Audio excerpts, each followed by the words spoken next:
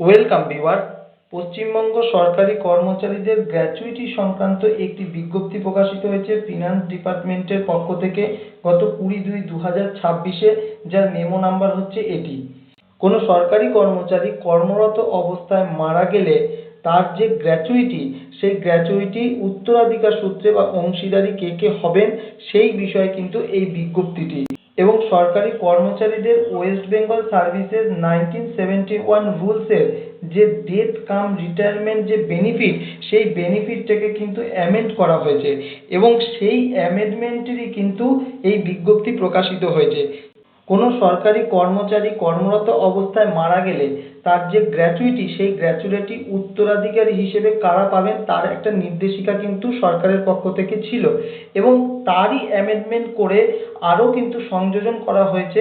সেটি কি, এই যে ম্যারিড যে ডটার্স আছে তিনিও কিন্তু এই গ্র্যাচুইটির দাবিদার হবেন বা তিনি উত্তরাধিকার সূত্রে কিন্তু এর অংশীদার। এটি কিন্তু এই অ্যামেন্ডমেন্টে রাখা হয়েছে এবং যিনি ডিভোর্স ডটার্স আছেন তিনিও কিন্তু এর উত্তরাধিকারী হবেন। অর্থাৎ এখানে যে যে লিস্টগুলো আছে সেইগুলো আমরা একটু দেখে নেব যে কারা কারা এই কর্মরত অবস্থায় কোনো সরকারি কর্মচারীর মৃত্যু হলে উত্তরাধিকার সূত্রে তার অংশীদার হবে।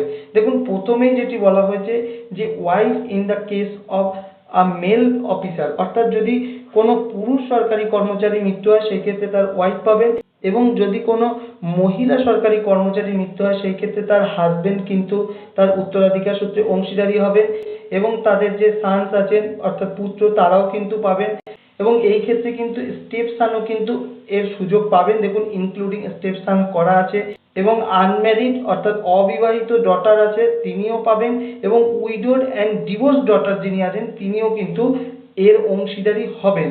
এবং 5 নম্বরে যেটি বলা হচ্ছে brother below the age of 18 years, 18 বছরের নিচে যদি কোনো ভাই থাকে তিনিও কিন্তু এর উত্তরাধিকারী হবেন এবং আনম্যারিড অর উইডোড সিস্টার, এবং যদি অবিবাহিত বা বিধবা বোন থাকে সেই ক্ষেত্রেও কিন্তু তিনি এর অংশীদারি হবেন এবং ফাদার আছেন, মা আছেন এবং ম্যারিড ডটার অর্থাৎ বিবাহিত কন্যাও কিন্তু তার পিতার কর্মরত অবস্থায় মৃত্যু হলে তার গ্র্যাচুইটির অংশীদারি হবে, এমনই কিন্তু এই নোটিফিকেশনে বলা হয়েছে।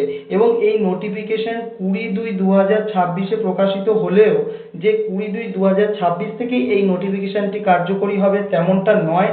এখানে নোট দেওয়া হয়েছে, any disposed case in respect of divorce daughter or married daughter where the death of employee has occurred prior to coming into force of this notification may be considered and disposed of by the administrative department in light of this notification।